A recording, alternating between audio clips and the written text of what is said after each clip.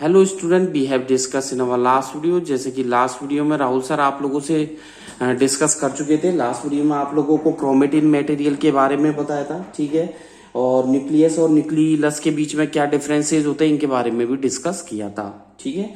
तो आज की इस वीडियो में राहुल सर आप लोगों को इस क्रोमोसोम की स्ट्रक्चर के बारे में डिस्कस करेंगे। लास्ट वीडियो में न्यूक्लियस के बारे में बताया था कि ये शेल की वर्किंग को कंट्रोल करता है। डबल लेयर मेम्ब्रेन होती है, शेल ऑर्गेनेलीज इसके अंदर पाई जाती है, जबकि न्यूक्लियस के अंदर इसके अंदर जो है वो कंपोनेंट्स प्रेजेंट रहते हैं, कोई भी कवरिंग नहीं होती है और एक रोल प्ले करती है ये, ठीक है। तो ये लास्ट वीडियो का था। आज की वीडियो में क्रोमोसोम की स्ट्रक्चर के बारे में डिस्कस करेंगे। तो हेडिंग डाल दीजिए स्ट्रक्चर ऑफ क्रोमोसोम। वीडियो को आगे बढ़ाने से पहले I would like to say to all of 9th class student of English medium of Kohu international senior secondary school Gangapur city, stay at home, safe at home, घर पे रहें, सुरक्षित रहें, साइंस को पढ़ते रहें। कोई भी डाउट है राहुल सर से पूछते रहें। स्ट्रक्चर ऑफ क्रोमोसोम्स में लिखिएगा आगे, chromosomes are rod shaped structure. Chromosome की कैसी होती है? रॉड शेप्ड स्ट्रक्चर होती है जो कि विजिबल होती है, which are visible only during nuclear division, जो कि न्यूक्लियर डिवीजन के दौरान देखी जा सकती है। Full stop. आगे लिखिएगा, अब न्यूक्लियर जो डिवीजन होता है ड्यूरिंग, फुल स्टॉप का लिखिएगा, ड्यूरिंग न्यूक्लियर डिवीजन, यानी कि कौन कौन से होते हैं? एक तो होता है मिटोसिस और एक होता है meiosis, MITOSIS, mitosis and meiosis, MIOSIS, meiosis. तो मिटोसिस एंड मियोसिस दो टाइप के होते हैं, ठीक है। Full stop. The chromatin of a eukaryotic shell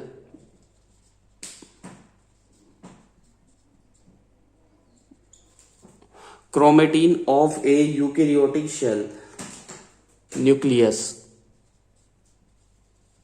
ठीक है। जो क्रोमेटिन यूकेरियोटिक शेल्स का जो क्रोमेटिन होता है, या बोल सकते हैं यूकेरियोटिक शेल्स का न्यूक्लियस का जो क्रोमेटिन होता है वो क्या करता है? Get coiled into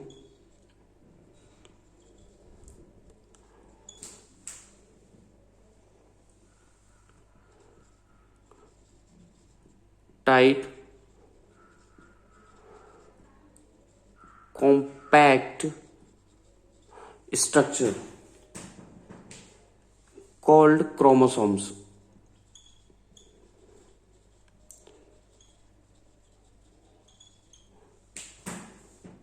It is the chromosome, ठीक है, इसे क्रोमोसोम बोला जाता है। और क्रोमोसोम्स आगे लिखिएगा, डेट कंटेन, जो कि क्या कंटेन करता है? जेनेटिक और हेरिडिटी इंफॉर्मेशन को कंटेन करता है। द जेनेटिक एंड हेरिडिटी, ठीक है, जेनेटिक एंड हेरिडिटरी, ठीक है, लिखिएगा हेरिडिटरी, जो कि हमारे आनुवांशिक लक्षणों को या उनसे रिलेटेड जो इंफॉर्मेशन है उनको कंटेन करता है। Information of shell, genetic and hereditary information of shell in the form of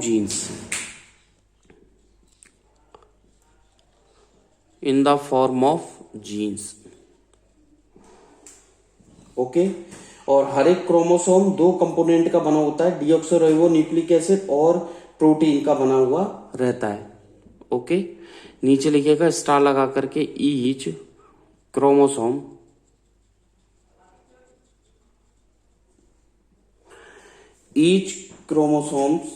is made up of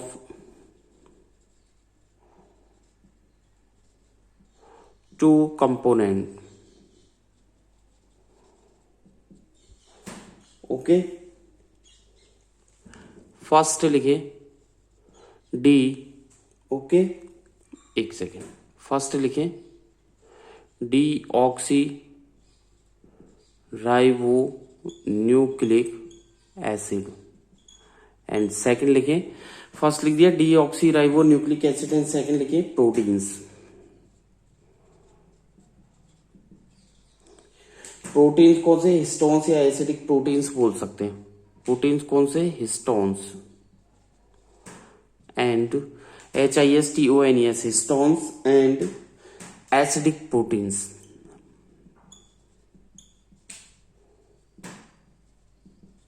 okay तो देखिए एक तो हो गया डीऑक्सीराइबो न्यूक्लिक एसिड, ठीक है। सेकंड हो गया आपके प्रोटीन जिन्हें क्या बोला जाता है, कौन से हो सकते हैं, हिस्टोन्स या फिर बोल सकते हो आप एसिडिक प्रोटीन, ठीक है।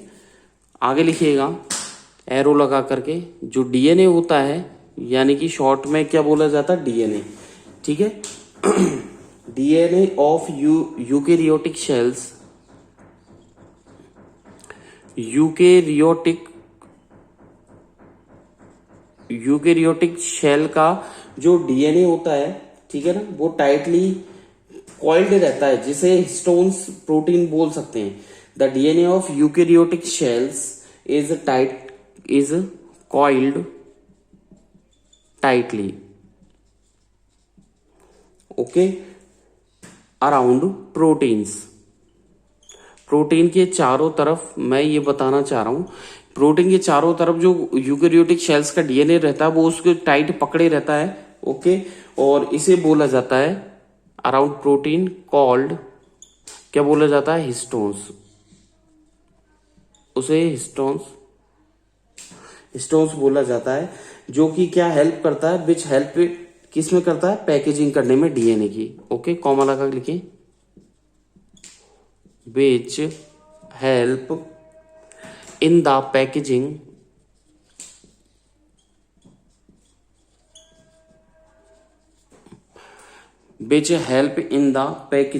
of DNA,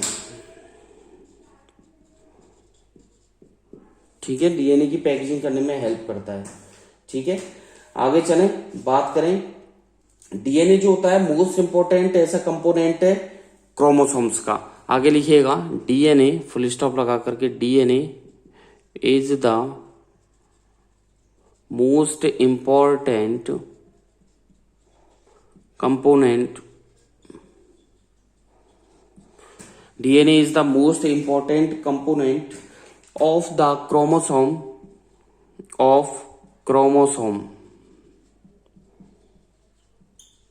एज क्रोमोसोम का ऐसा मोस्ट इंपॉर्टेंट कंपोनेंट है जो कि क्या करता है, जितनी भी जेनेटिक इंफॉर्मेशन सेल की, ठीक है, उन्हें जीन्स की फॉर्म में भेजता है। एज इट स्टोर,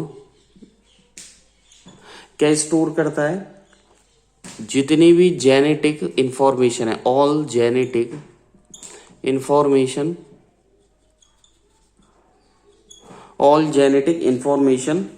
लिख लिया, of the shell in the form of genes,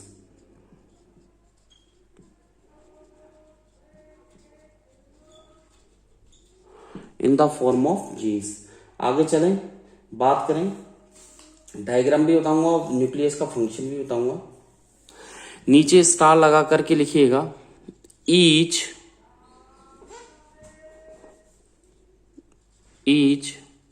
half, हर एक जो हाफ क्रोमोसोम है, each half of chromosomes is called a, उसे क्या बोला जाता है, क्रोमेटिड, CHROMATID। हर एक जो हाफ क्रोमोसोम है उसे बोला जाता है क्रोमेटिड, CHROMATID, क्रोमेटिड, ठीक है।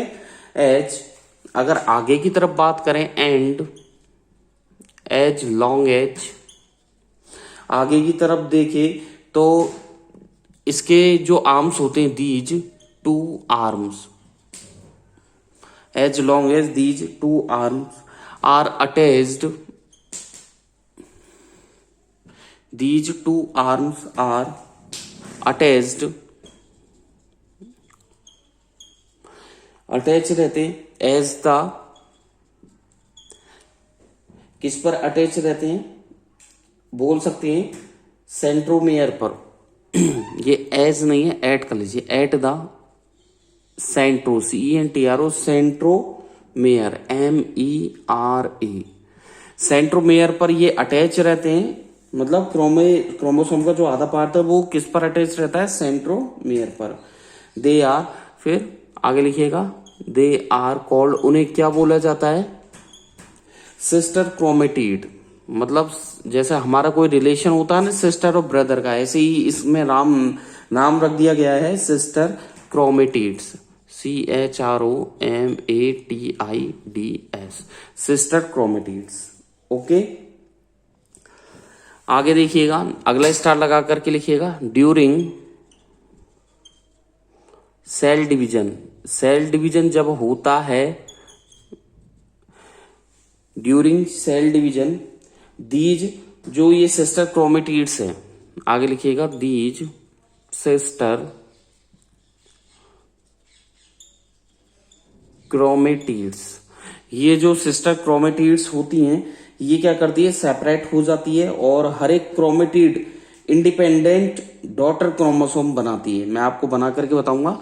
दीज सिस्टर क्रोमेटिड्स सेपरेट, ये सेपरेट हो जाती है, डायग्राम से समझ में आ जाएगा, सेपरेट एंड, सेपरेट हो जाने के बाद क्या होगा, ईच, आगे लिखिएगा, एंड ईच, देख दिया, and each chromatid becomes, CHROMATID, chromatid becomes, हर एक क्रोमेटिड क्या हो जाती है, each chromatid becomes an independent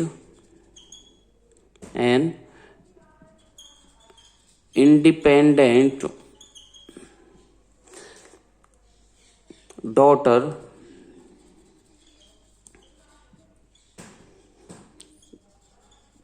chromosomes.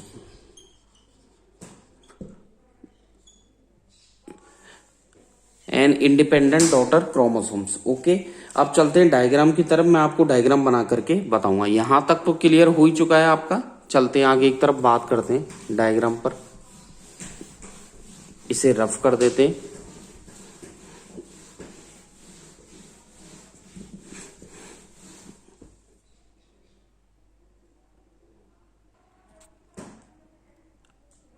आगे हेडिंग डालें, sister chromatids and daughter chromosomes. Diagram structure बताऊंगा मैं किसका,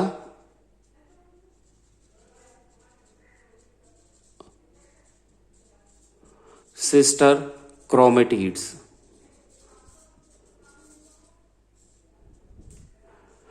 सिस्टर क्रोमेटिड्स का मैं आप लोगों को डायग्राम बना करके बताता हूँ, सिस्टर क्रोमेटिड्स का किस तरीके से। तो हेडिंग डाल दीजिए, structure of sister chromatids.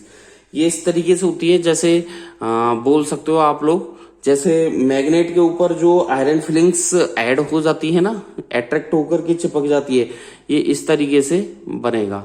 Okay, ये इस तरीके से रहेगा।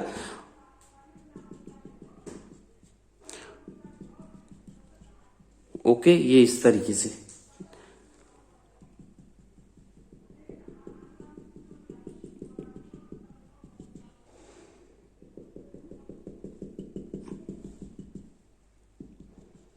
ये इस तरीके से रहेगा। ओके,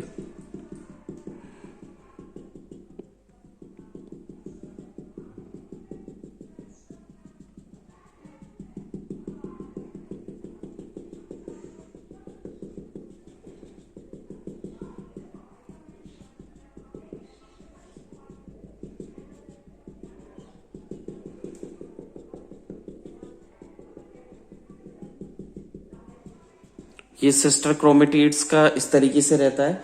बीच में थोड़ा आप डार्कनेस कर दीजिए, बीच में इस तरीके से। ओके, ये सिस्टर क्रोमेटिड्स का डायग्राम है। और ये जो ऊपर की तरफ आप लोगों को मैं बताऊंगा, सिस्टर क्रोमेटिड ये बीच में से डिवाइडेड होती है। कैसे, इस तरीके से, थोड़ा थोड़ा ऊपर नीचे से रफ कर दिया राहुल सर ने, और इस तरीके से ये रहता है। देखिए, इस तरीके से बीच में से रहता है ये। ओके, हो गया, बीच में से दो नजर आ रहे हैं। ऐसे ही यहां से सिंगल से ये डबल हो जाती है। ठीक है, सिस्टर क्रोमेटिड एक जैसी दो।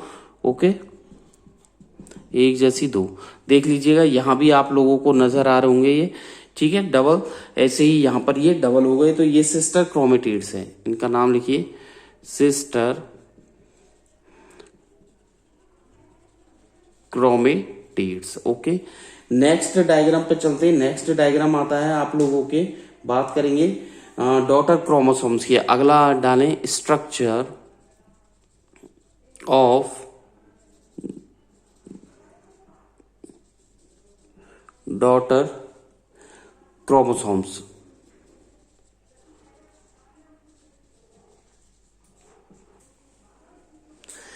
आज की वीडियो में बस इतना ही हो पाएगा, नेक्स्ट वीडियो में फिर मिलेंगे, ठीक है, फंक्शंस के साथ। ओके, आप लोगों को नेक्स्ट वीडियो में डायग्राम भी बताएंगे राहुल सर, और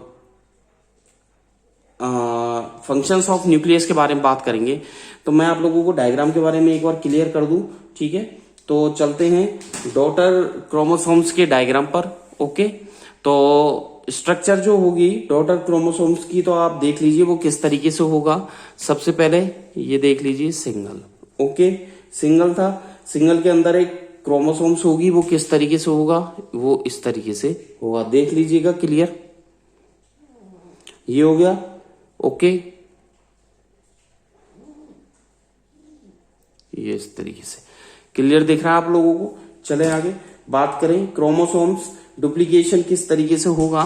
नेक्स्ट आ जाइए, सेकंड स्टेप क्या हो जाएगा इसका।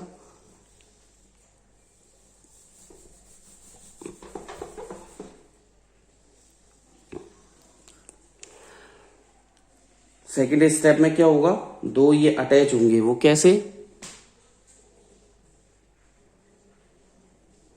देख लीजिएगा।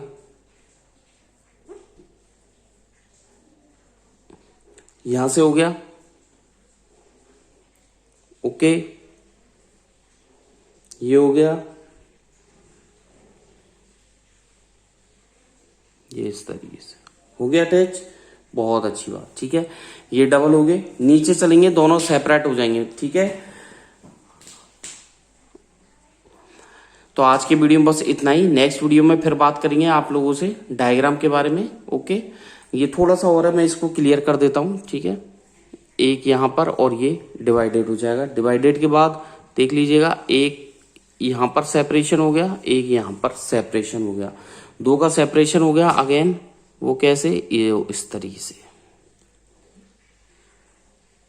ओके, एक तो ये हो गया, एक यहां पर ऐसा ही सेपरेशन यहां पर हो जाएगा। ओके, तो देख लीजिए दो अलग अलग सेपरेशन हो गए। तो ये तो है, इन्हें क्या बोलते हैं, नाम बता देता हूं मैं, इनके क्या नाम है, इन्हें बोलते हैं सेंट्रोमेयर। देख लीजिएगा, लिख दीजिएगा सेंट्रोमेयर। ओके, इनके नाम में सेंट्रोमेयर, सेपरेशन ऑफ, देख लीजिए। और यहां पर आप लिखिए chromosome, chromosomes duplication, chromosome duplication, bracket में लिखें including DNA, including DNA. Okay, ये सेंट्रोमेयर होता है बीच वाला पार्ट, जैसे ये वाला बीच वाला और ये वाला बीच वाला, इन्हें बोलते हैं सेंट्रोमेयर। इसका बीच वाला और ये वाला, ठीक है, दोनों सेंट्रोमेयर है, ठीक है। और ये जो है, ये वाला जो पार्ट है, ये पार्ट डेवलप होकर ही ये बनता है, दोनों का कनेक्शन है। ये सिस्टर क्रोमेटिड्स है, ये पार्ट ही डेवलप होकर के इसमें कन्वर्ट होता है। सेपरेशन ऑफ, यहां पर लिख रहा हूं मैं बीच में, separation of sister chromatids. Okay, तो देखिए स्ट्रक्चर ऑफ डॉटर क्रोमोसोम्स का ये सेंट्रोमेयर था, ये वाला पार्ट डेवलप होकर ही यही वाला पार्ट है, मतलब दोनों सेम पार्ट मान लीजिए आप लोग। ओके, यहां पर लिखा है राहुल सर ने क्रोमोसोम्स डुप्लीकेशन इंक्लूडिंग डीएनए, नीचे लिखा है सेपरेशन ऑफ सिस्टर क्रोमेटिड्स, और उससे नीचे लिखा है सेंट्रोमेयर। ओके, और ये जो दोनों हैं, ये दोनों, ओके, इन दोनों को क्या बोलते हैं, ये इन दोनों को बोलते हैं सिस्टर क्रोमेटिड्स। क्या बोलते हैं, एक जैसी दोनों हैं, सिस्टर क्रोमेटिड्स। ओके, ये दोनों एक जैसे हैं तो सिस्टर क्रोमेटिड्स हैं। आज की वीडियो में बस इतना ही, नेक्स्ट वीडियो में फिर मिलेंगे कुछ नए टॉपिक्स के साथ। आपको नेक्स्ट वीडियो में न्यूक्लियस का फंक्शन बताया जाएगा। Thank you, bye bye. घर पे रहना है, सुरक्षित रहना है, साइंस को पढ़ते रहना है। कोई भी डाउट है राहुल सर से पूछते रहना। Thank you, bye bye.